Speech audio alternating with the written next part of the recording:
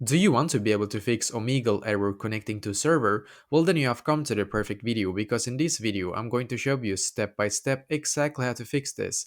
But it is very important that you do watch this video and follow along step by step for it to work, just so you know. And actually I had the exact same problem myself just a couple of minutes ago, and I tried a couple of things to make it work, and actually a lot of things unfortunately didn't work, but I did found like a couple of things that did work basically. And the first thing that worked for me, and this might like sound quite simple, but trust me, it actually did work for me at least, so hopefully it will work for you as well.